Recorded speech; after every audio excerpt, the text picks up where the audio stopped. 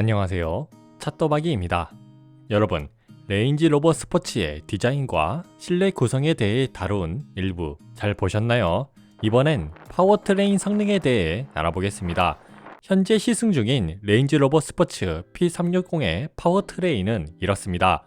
엔진 3리터 직렬 6기통 트윈터보 가솔린 엔진 48V 마일드 하이브리드 출력 355마력 토크 51kgm 미션 8단 오토 미션 서스펜션 에어 서스펜션 구동 상시 사륜 타이어 피넬리 스콜피언 제로 브레이크 앞 4개의 피스톤 뒤 1개의 피스톤 무게 2480kg 주행에 관한 수치는 0에서 100km 공식 기록 6초 최대 한계 속도 시속 225km 복합 연비 리터당 8km 연료통 90리터 공장 5탄가 95 주행 모드 에코 컴포트 다이내믹이 있습니다. P360의 엔진은 아쉽게도 BMW 것이 아니라 랜드로버의 인제니움 엔진인데 여기에 48V 마일드 하이브리드가 붙어 있어서 터보렉을 줄여주고 시내 주행할 때 연비도 좀 도와줘요. 근데 차가 전기차 수준으로 무거워서 연비 개선 효과가 아주 드라마틱하진 않더라고요.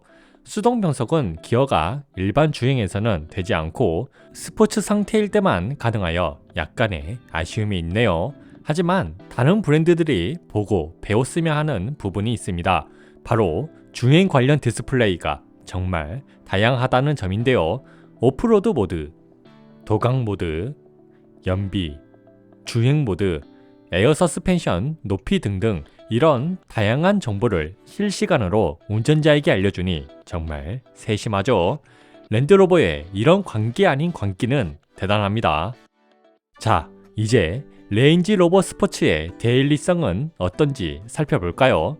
차에 타보니 높이가 1820mm로 꽤 높습니다. 대부분 SUV보다 높지만 에어 서스펜션이 탑승하기 편하게 높이를 조절하고 도어가 넉넉하게 열리면서 빠르고 안정적인 느낌의 정동 사이드 스커트 덕분에 쉽게 탈 수 있습니다. 일부에서 언급하지 않았던 일렬 시트에는 높낮이 조절이 가능한 팔걸이가 따로 있어요. 운전할 때 팔을 올려두면 정말 편하지만 안전벨트를 맬 때는 좀 불편했습니다. 역시 모든 게 완벽할 순 없죠. 주차나 출차를 할 때는 크기가 좀 부담스럽습니다. 길이 4946mm, 너비 2003mm를 자랑합니다. 하지만 어라운드 뷰가 화질 좋고 화각도 다양해서 장애물 파악에는 많은 도움이 됐습니다. 새 아파트에는 주차가 괜찮지만 오래된 아파트는 조금 힘들 것 같아요. 스티어링 휠은 적당히 묵직해서 큰 크기와 잘 어울리고 안정감이 있습니다. 하지만 손목이 약한 분들은 필요할 수 있어요. 차의 반응은 민첩해서 시내에서는 무겁지 않지만 좁은 길에서는 너비와 회전 반경이 부담스럽습니다.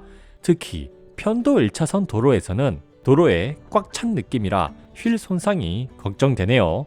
유턴도 후륜 죄양이 없어서 2.9차선이 필요했는데 일반적인 4차선 도로에서는 많이 부담스럽습니다.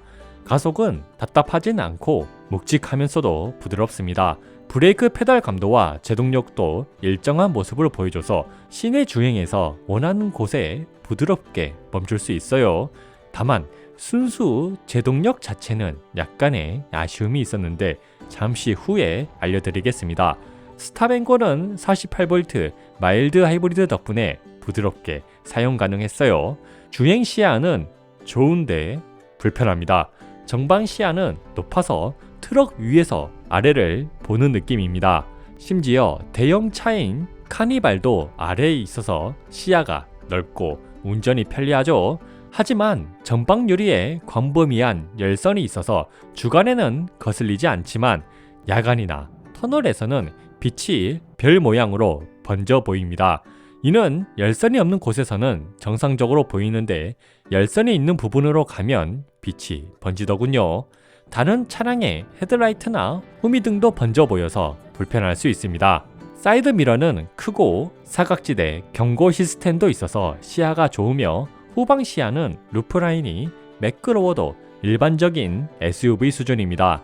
트렁크에 짐이 많거나 2열에 사람이 있으면 룸미러를 올리면 클리어 사이트가 작동하여 2열 사람과 눈이 마주치지 않으면서 더 넓은 시야를 확인할 수 있습니다. 정리하자면 크기 때문에 주행 시 부담이 있지만 후륜 조향 옵션을 추가하면 시내 주행을 하는데 많은 도움이 되고, 시야에 대해서는 꼭 시승을 통해 열선에 대해 적응이 되는지 안 되는지 확인하시길 바랍니다. 그럼 레인지 로버 스포츠 P360의 파워트레인 성능은 어떨까요? 테스트한 내용은 가속력, 엔진과 미션 반응, 제동력이에요. 계측기로 기록과 주행 거리까지 다 측정해 봤습니다. 먼저 가속력부터 알아보자면,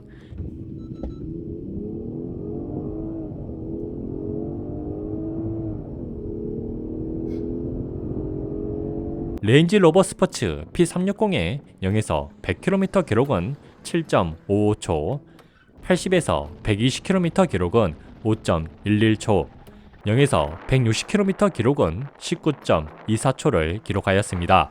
이 수치는 시승차에는 다이내믹 런치 기능이 설치되지 않아 공식 기록보다는 조금 느리지만, 다른 시승 영상에서는 다이내믹 런치가 작동하면 공식 기록에 가까운 가속력을 보여줍니다.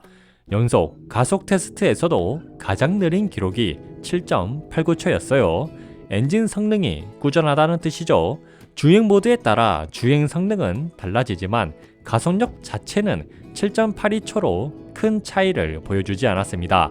고속도로에서 80에서 120km 가속은 5초 초반대로 딱히 답답하지도 그렇다고 아주 빠르지도 않은 무난한 가속력입니다. 초고속 주행 시 차선 변경에도 롤 억제력이 좋아서 안정적이고 경쾌한 움직임을 보여줍니다. 차의 높이가 1800mm가 넘는데도 안정감이 느껴져 초고속 주행 안정성은 만족스러웠어요. 엔진 반응은 48V 마일드 하이브리드 덕분에 조속 가속만 빼면 터보력이 거의 없습니다. 미션 변속도 주행 모드에 상관없이 부드럽고요. 감속 후 재가속이나 정속 주행 중 가속, 저속 주행 중 가속 모두 변속 충격 없이 매끄럽게 진행됩니다. 수동 변속은 아주 빠르진 않지만 부드럽고 일관된 변속을 보여줘요. 체감 가속력은 가속을 부드럽게 시작해 강렬한 펀치력은 느껴지지 않았습니다. 미션 변속이 부드러워서 가속이 조금 밋밋하다는 느낌이 들 수 있어요. 제동력도 볼까요? 시속 100km에서 0km까지 제동 거리는 44.81m였습니다. 이 정도 크기와 무게를 가진 차 치고는 괜찮지만 경쟁 프리미엄 브랜드의 SUV는 보통 38m 내외죠. 그러니 제동력은 개선이 필요할 것 같습니다. 연속 제동 테스트에서도 제동 거리가 46.39m로 2m도 늘어나지 않는 점은 인상적이었습니다. 레인지 로버 스포츠의 핸들링은 이 차의 크기와 무게를 생각하면 정말 놀라울 정도로 민첩합니다. 스티어링 휠을 조작할 때 차가 빠르고 부드럽게 반응해서 상당히 만족스러웠어요. 하지만 BMW X5와 비교하면 약간 부족하다고 느낄 수도 있겠습니다.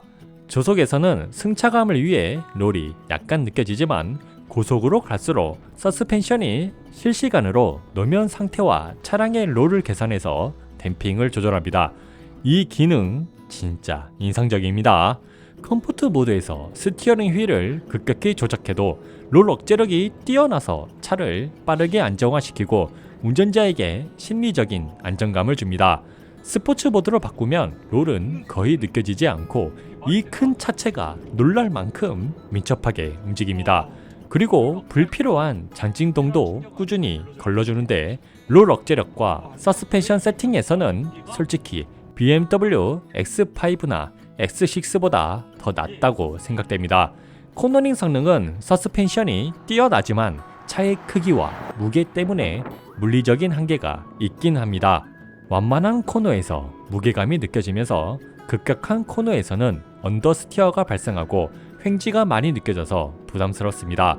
하지만 차량 자체는 안정적으로 주행할 수 있습니다. 급코너를 영속으로 돌아 나갈 때도 높은 속도에서 민첩한 움직임을 느낄 수 있어요.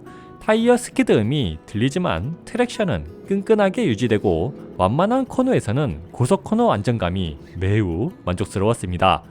하지만 급 코너가 길어지면 타이어 스키드 음이 강해지면서 차량의 한계가 다가오는 것이 느껴집니다.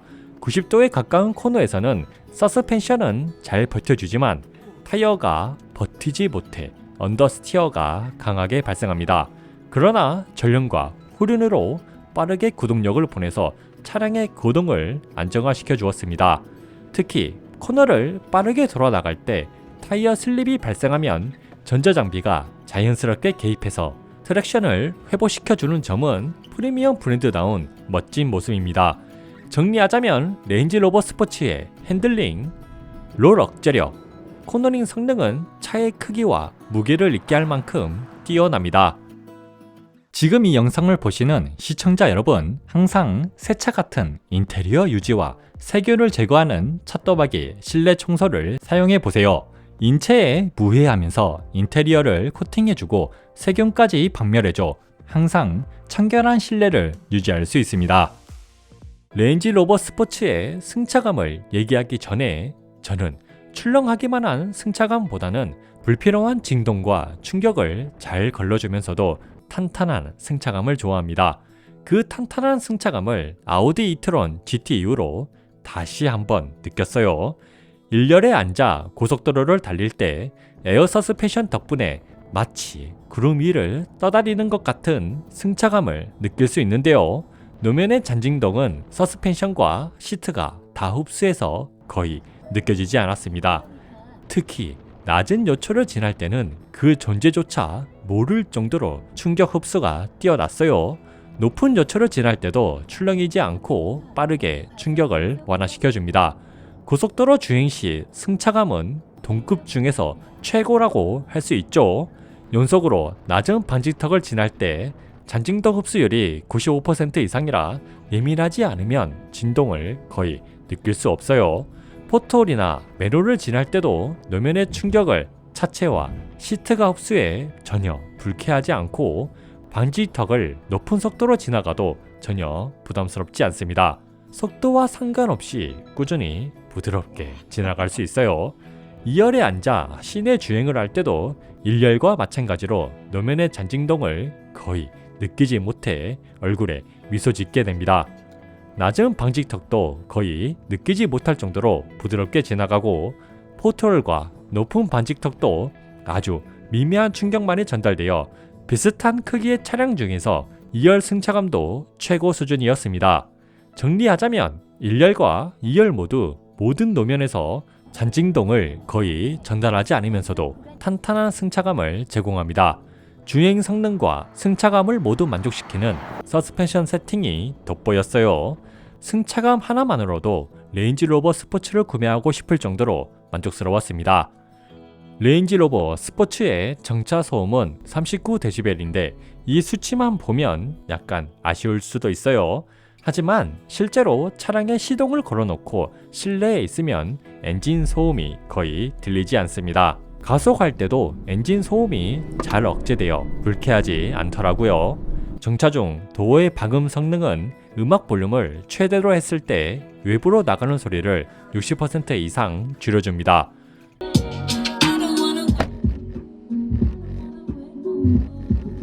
통화 볼륨을 최대로 했을 때도 외부로 나가는 소리를 50% 이상 감소시켜 주니까 도어 방음은 무난한 수준이었어요. 24시간 상담 가능한